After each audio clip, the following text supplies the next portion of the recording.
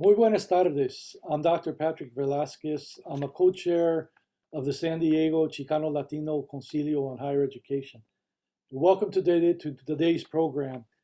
On the program today, we're going to have a plática, a discussion about one of the important issues that are facing our local Chicano community in San Diego, which is the implementation of law enforcement practices on college and university campuses in San Diego, something that perhaps we may not think about that often. And we're joined today by two very knowledgeable members of our community. We'll be speaking with Julio Soto, who is a professor of sociology at Grossmont Community College in East San Diego, and also with Justin Akers Chacon, who is a professor of Chicano Studies at San Diego City College in downtown San Diego. So I want to welcome you gentlemen to the program today. And just to briefly set the context for our program today, we want to talk a little bit about that. This is an issue that the San Diego Chicano Latino Concilio has begun to look at more closely within the last couple of years. I think we all know in the community the very long history of racist law enforcement practices against communities of color that are perpetrated by city police forces, county sheriffs, and federal agencies such as the FBI and the Border Patrol. And unfortunately, there's again a very long history of these practices all across the United States, and certainly here in the Southwest and specifically in California. So the question that arises is, if we know that we have these racist law enforcement practices in our society at large, what is the degree to which those racist policies might be implemented and carried out in the local college and university campuses in San Diego? So this is the main concern that we're going to talk about today. And I wanted to ask our guests, maybe Julio first and then Justin, to introduce yourselves. Tell us a little bit about you, and then also if you could tell us how you became interested in this issue and how you became more aware of its concern for us locally. So Julio, I'll throw it over to you first. Thank you, Patrick, for the invitation, and thank you for sharing the space here with Justin. Well, I think I traced my awareness and interest in this issue to my early trans-border commuter student experience of crossing the border every day to come to school to the United States, San Isidro to Chula Vista, and then encountering, practices that I've never imagined, right, through the interactions with Border Patrol agents.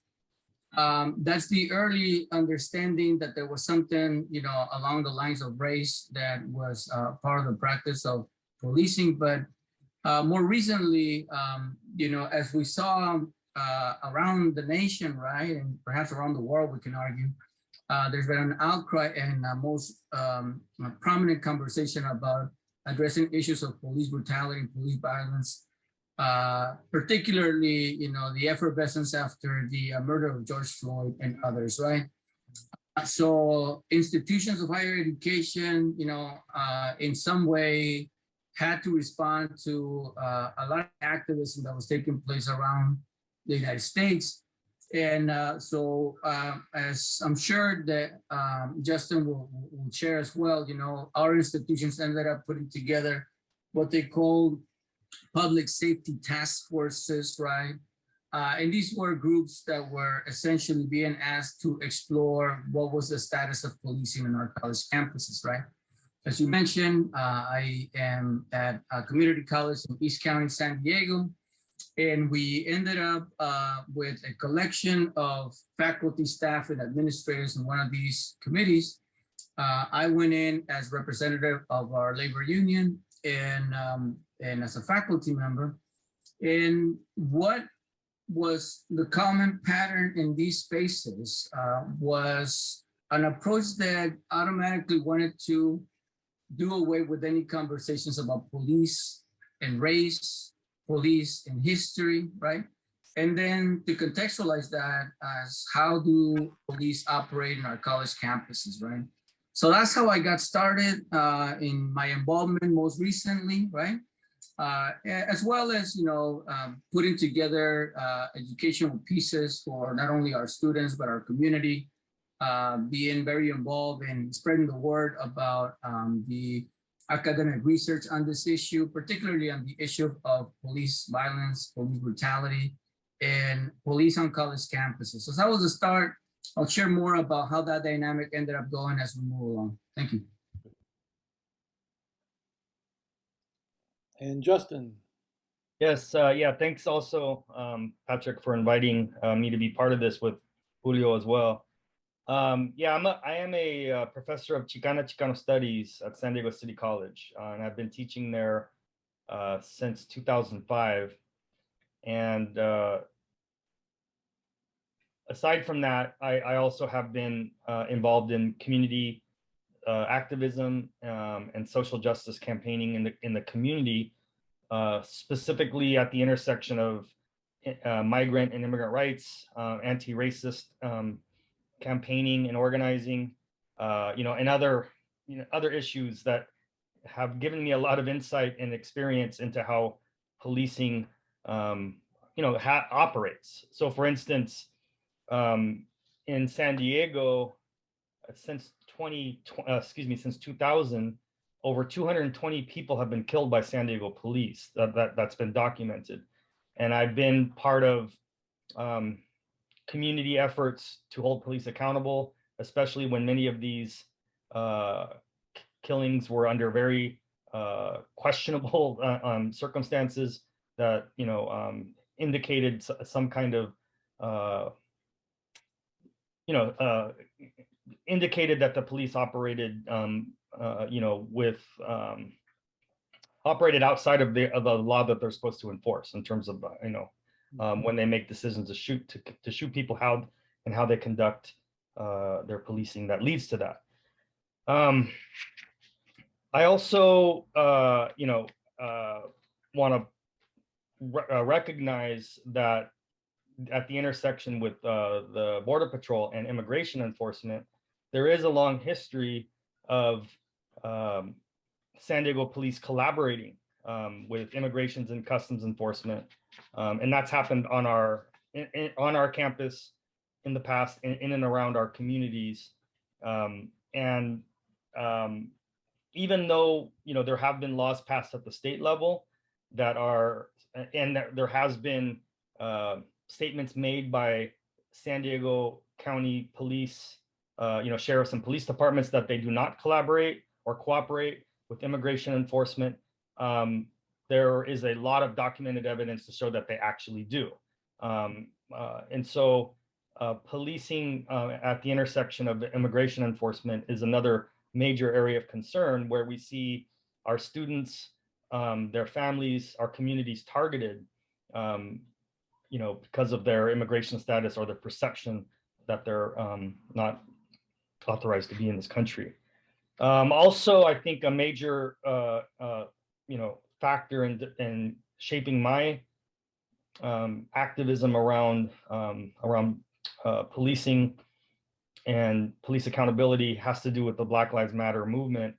I remember participating in a protest after the killing of Trayvon Martin, after the killing of Michael Brown, the long list all the way up to the killing of George Floyd, and so many since. And being part of that, not just because of my concerns about racial violence carried out by police, but because the students, have organized and been part of it and created these movements that that I've supported, that shows how they understand what policing is and how it's disproportionately targeted against people like them. So these are just some of the factors, but I did, as Julio points out, it was specifically after I should say it was after the election of Trump and his threats and promises to persecute Mexican, Central American, Caribbean Caribbean, undocumented populations, that we came together to form a committee that began on the campuses that was linked through our union to build support, to advocate for support services for our immigrant, undocumented migrant students and their community and their families, and then extending that to becoming active around responding to campaigns of deportation, rapid response, creating rapid response networks where we could go to the spaces where the La Migra, essentially with the support of police, were targeting communities, and then after going on, we would organize to prevent or try to prevent Border Patrol and ICE from coming onto our campus to recruit, and then extending more specifically into the campaign of trying to have police, the specific police created just for our to police our students and our faculty and the campus workers, because we've been able to document how all populations on the community college have been policed, and targeted because of their perceived racial or ethnic composition, and how police use that to determine whether somebody belongs or whether somebody's a suspect or not. A lot of that, really, that emphasis really developed after 2020, and we even had after the killing of George Floyd and the protest movement that developed after that. And after that, we even learned that a City College student was shot and nearly killed by an unknown, police officer, and who shot a projectile at close range into her head, an African-American student from City College. And we later learned that this was at a protest where the city had mobilized multiple police departments to essentially be prepared to repress this protest. And we found out it included San Diego Community College District Police. So while the district while we can't get information about the report about which police department was responsible, we learned that our community college police are actively used in different different policing efforts around the county regularly, that this is a normal practice, and that is a major source of concern for us, because that means they're also over policing in Black and brown communities. So we really began to emphasize the importance of calling attention to that and opposing the continuous buildup of those police on our campuses. So that's kind of the trajectory, I think. So it seems from listening to both of you very clear that there's multiple dimensions to this whole issue of law enforcement on college and university campuses. And I think you've laid out very well some of the issues that maybe people think about first when this whole issue of law enforcement on college campuses comes up, because we often see by cell phone video very vivid examples of police brutality in our society today. And as you were both saying, I think most frequently against unarmed people of color. And so these are very vivid, and these might be the things that people think about most or first when it comes to law enforcement. But when we look at our college and university campuses, there's another dimension of concern that has to do with the financing of these law enforcement practices on college and university campuses. And Justin, you were talking about constructing more support services for immigrant students. And those of us who have been advocates for Chicano students for decades now are very familiar with institutional excuses that we can't do this because of budget limitations. We can't support undocumented student centers because we don't have the money. We cannot expand Chicano studies because we don't have the funding. We can't expand support services for students in general for the same reason. And then we begin to try to look at, to the extent that we can even find out, but to try to look at the amount of public funds that are being spent on law enforcement on our college campuses, even though all these campuses, the colleges and universities, are within the jurisdiction of the city of San Diego and or the county of San Diego, where there are already law enforcement entities that are responsible for public safety in those larger areas. So I wanted to shift a little bit and maybe get a little bit more specific with each of you. Again, I know, Julio, you alluded to the public safety group that you were on at Grossmont College. And Justin, you talked about the organizing with the committee, primarily, I think, of faculty who are also union members, of course, and your dialogues with the San Diego Community College District about law enforcement. So if Julio, if you could start us off and have each of you talk a little bit about the kind of responses that you receive from, first of all, Grossmont College, in your case, Julio, and Justin, in your case, with the San Diego Community College District. Thank you. And I should say that it was, a committee that was included our colleagues from Cuyamaca, who is the other campus under the Grossmont Cuyamaca Community College District. Well, it was surprising, but it was difficult for us to find in those spaces the lack of understanding of policing and police history.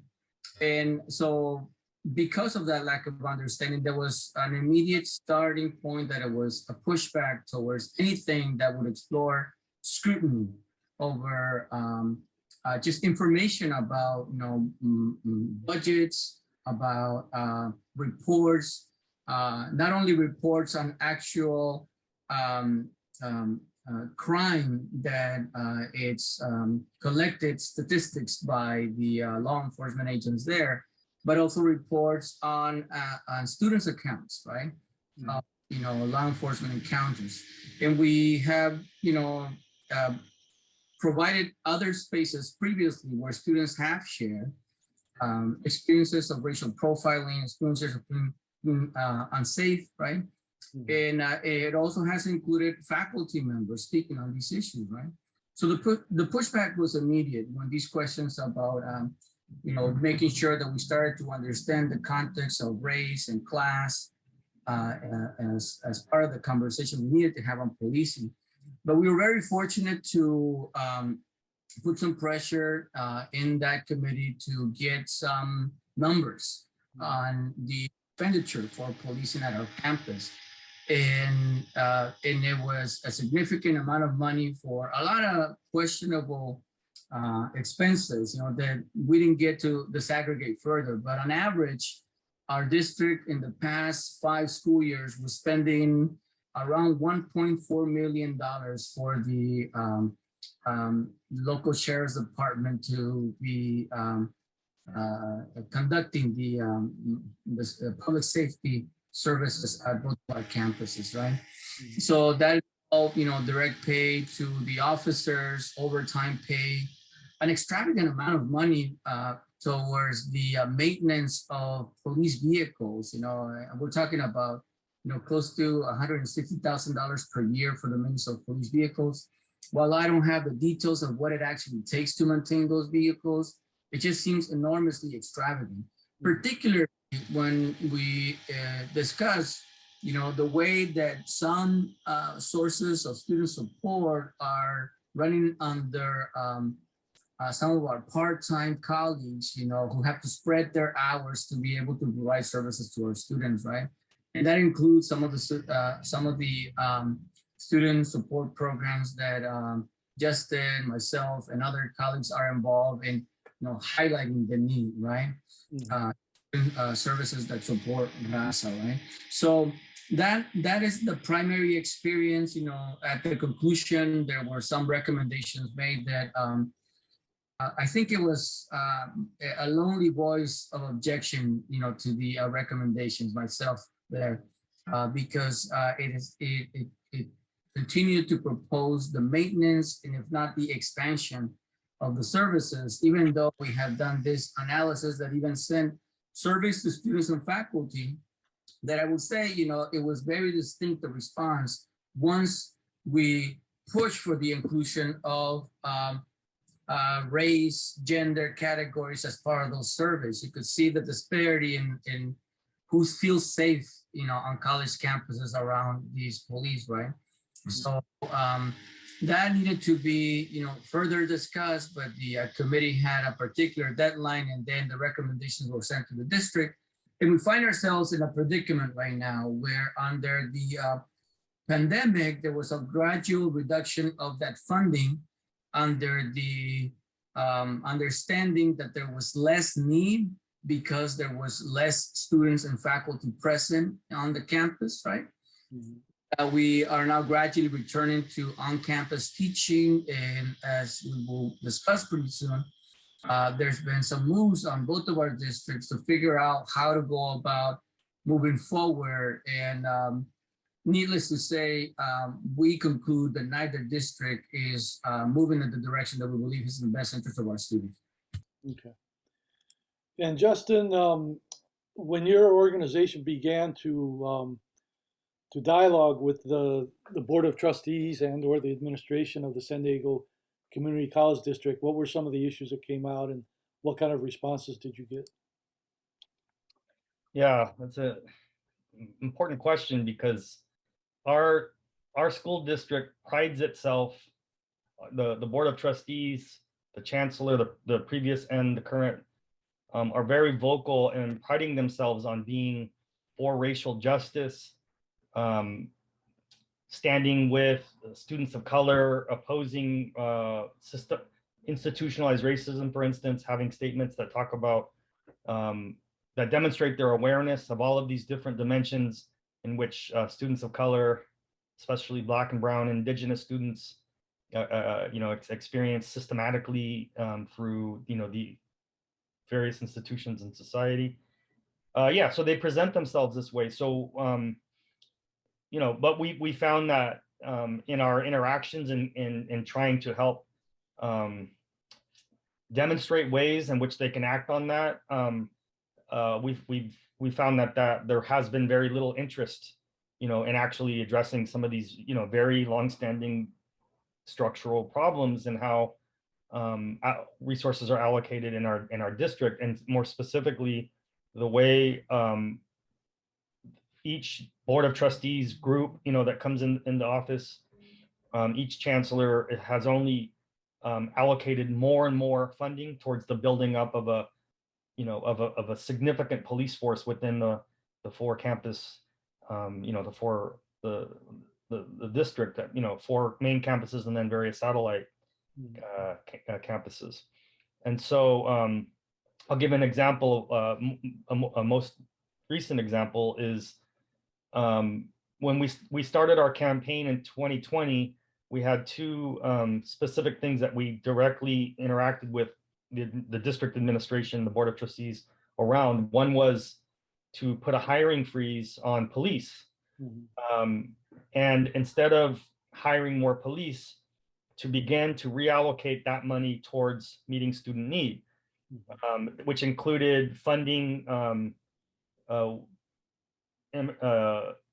Dreamer Centers, or immigrant student support centers.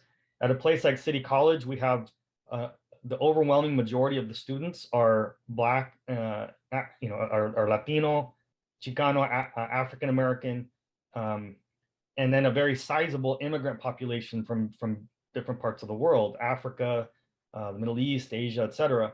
So we have a campus that is the majority of students of color, and the largest population of refugee and immigrant students in the community college district, and we don't have any established or institutionalized support center to provide resources. So we made this case that this would be a great opportunity. The campus was closed, right, because of the pandemic. And they were going to hire these police, and so we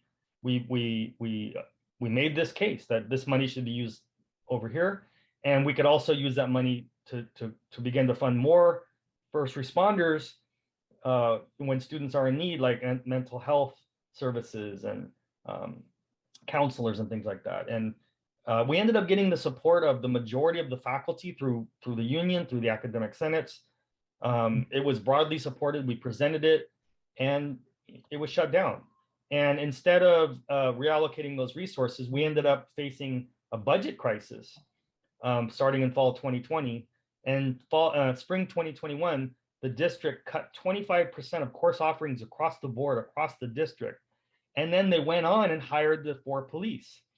So we now have, the latest count, I think, is 44 police operating in the campuses, a budget that's approaching $10 million a year at a time when we're down, when we've severely cut back course offerings, where all of our institutional support systems are suffering from defunding because of continuous budget cuts.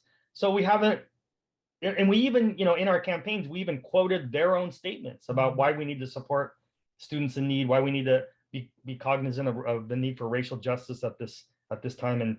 And the response ranged from indifference to even hostility, even feeling that we were being ridiculed for even raising this question in some spaces, interacting with people at the district. So I wouldn't say it's been very positive. And so because of that, we've had to redouble our efforts to really to try to build a stronger case, to try to build community support, to try to involve students, because our perspective is that the over policing of Chicano, Latino, African American immigrant communities is also very present on our campus, but our campuses, but the district doesn't. There is such a hands-off approach to this policing only to support it that we can't even get data. We can't even access information about what the police are actually doing or not doing. But we know what's going on. We're there. We're I've been teaching on the campus now for over 15 years. I've seen everything that and I'm made aware of things that go on. And then in some of the interactions with people at the district level, they talk to me like I don't know what's going on. They say you all are misinformed, and then they'll make a statement about something that is incorrect in terms of their own something that transpired or something about policy. And so we've like Julio and myself and others, we've done the work. We've built, we've collected the data, the research, the study. We've built forums where we talk to students. We've dialogued with the communities around City College. We experienced things with our own eyes.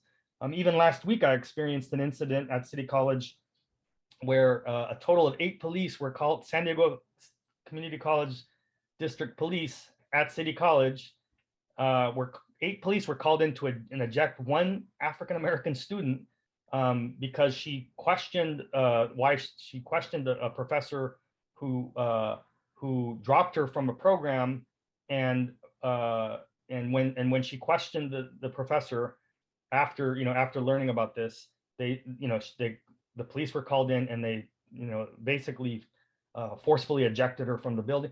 So this kind of stuff is very much and the students are aware of it. A lot of students are very informed about, of course, their own experiences, but what other students experience in terms of how policing actually happens. So there's a disconnect. And I would say that this also reflects in the city, in the larger city as well, because City College sits right at the heart of downtown. We're across the street from a 6-story San Diego Police Department command center, where literally hundreds of police officers are there at any given moment of the day, right across the street from our campus.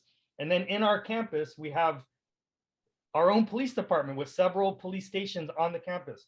And so the over policing only continues. The budget for police at the city level has been increasing every year. I just read today that it's going to be raised again by 13% over the next year. And that's the same logic in our district, is to just fund policing. And there never seems to be any shortage of money. and we can't, and the district won't, will stonewall when we ask, why are, how much are we spending? I mean, we know how much we're spending, but when we address the financial side of it, there's no discussion. Why aren't we focusing on our mission, right? Which is to teach students and support students to complete and to be successful. So this is, it's really been a challenge, and this is why we feel that we've had to organize, and why we feel that we need to, continue to organize to make this an issue that can't be ignored anymore. Well, it seems like this again, the frustrating dimension of the issue is clear, and it seems like a very complex issue, and certainly one we could talk about for days. Keeping in mind the attention span of our audiences nowadays, maybe we can begin to build toward a conclusion. And the one thing I wanted to ask you, and some of this I think you've hinted at, or at least implied, and that's what are some of the solutions to this issue? And you've talked, I think you both talked about things maybe that could be done at the institutional level, including reallocating funds. But are there other things, say, is this an issue for the state legislature to become involved in? And, I myself am not very impressed with the dedication or commitment of groups like the Latino Legislative Caucus in California that seem to continually ignore the needs of Chicano students in higher education. But where do you see perhaps some of the key solutions down the road coming, either from institutions themselves and or from the state legislature? I'll start there. I think it's important for us to talk about that that outcry when the conversation of defunding comes up, and that also is a part of conversation of a portion of the brown community too, right? So I think it's important to contextualize the early conversations that we talked about, right? How it's a pattern every single year that schools end up getting defunded, right? Mm-hmm. So it's a direct contradiction, when arguments to the reallocation of resources that we know could be used elsewhere in the interest of our communities, when the outcry about that word defunding comes up, right? So I think it's important first to understand defunding is happening every single year, right? And it's happening in our educational system, right? Mm-hmm. So, we borrow the rationale from grassroots organizations like Grassroots Law Project to think about this differently, right? And part of it is contextualizing this, ubiquity of policing, not only in schools, but in our everyday lives. In the fact that police budgets, that line is typically about 1/3, and in some cities over a half of the entire budget, right? I think it's also important for us to understand that it isn't like police on college campuses are trained any differently than police in all other spaces of our society, right? So to presume that, whatever type of patterns of racialized policing that we see evident and already a matter of historical record by numerous researchers, it's absurd for us to think that those patterns are not touching the experiences of our students on college campuses, right? So I think it's important to start from that point. Mm-hmm. And I think it's also important to understand that the record shows it. Police cannot police themselves, right? It's a matter of historical fact, right? We've been here before, where, there's been, a push for democratizing from below, right? That is asking, address this issue. This institution has, some roots that, continue to show the same type of patterns, right? Mm-hmm. And we continue to see perhaps some of these, safety task force forms only to see little impact, in some of these reform movements. So I believe, and it's well supported by a numerous amount of research, including the work of Dr. Khalil Gibran Muhammad and others, right? that, we ought to rethink how we go about public safety. And that involves educating our communities as to how we want safety to look at in our communities and our college campuses. Could we imagine a life where police are not, such a presence in everyday life, in public life, and in school life, right? And there's numerous cases that are making great waves about the abolition of policing, right? Now, one has to be mindful about how social change occurs, right?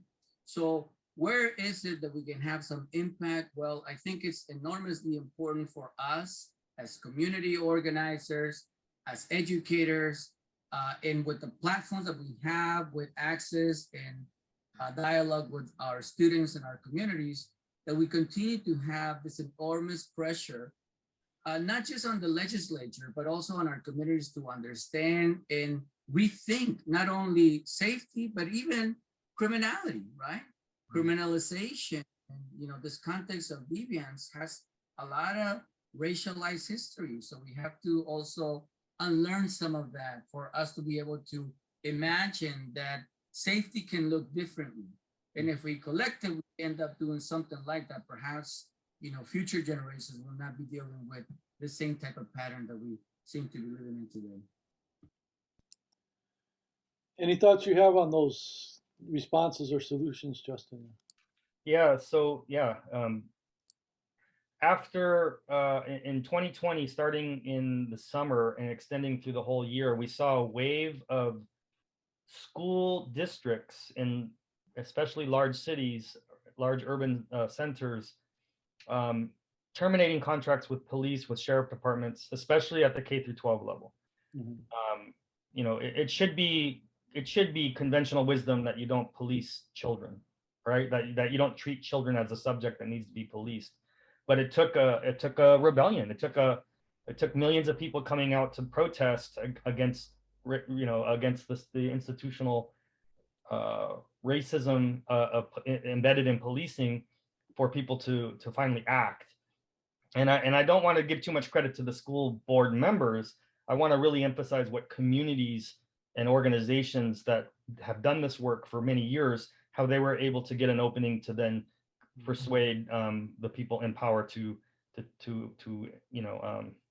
terminate these contracts. That wave stopped, and we now see a kind of a pushback, a kind of backlash, especially through the political parties. We see attack on all aspects of criticizing race, from critical race theory, to a redoubling, a refunding of the police, and everything, and all kinds of other manifestations of this. So I think it's tied to a larger systemic problem in which policing is structured into how the economy works, how the political system works. And what I mean by that is keeping poor and working class communities under constant surveillance, especially communities of color, policing, and as Julio points out, beginning the criminalization process early, so that, if people protest against their conditions, if people speak up, or if they engage in any kind of, organized opposition or sort of critical, work to defund or dismantle policing in their communities as it exists, that they get repressed, or that they get criminalized. And so it's become so normalized within our institutions that unless there's a major push, from below, from organizations, from communities, that the tendency is for policing to be reinstalled in the process of just ever expanding in relationship to widening social inequality, especially as a normal thing in our lives. There was an effort back in like 2014, 15 at City College by one administrator who wanted to put surveillance cameras in every hallway.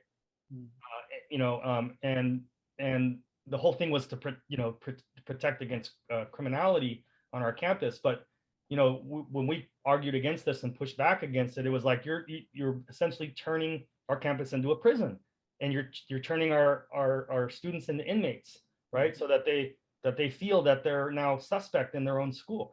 So this kind of mentality, exists on its own, and it flows with the logic of a system that treats, working class, low income people in general, but especially working class and low income communities of color as populations that need to be controlled and contained.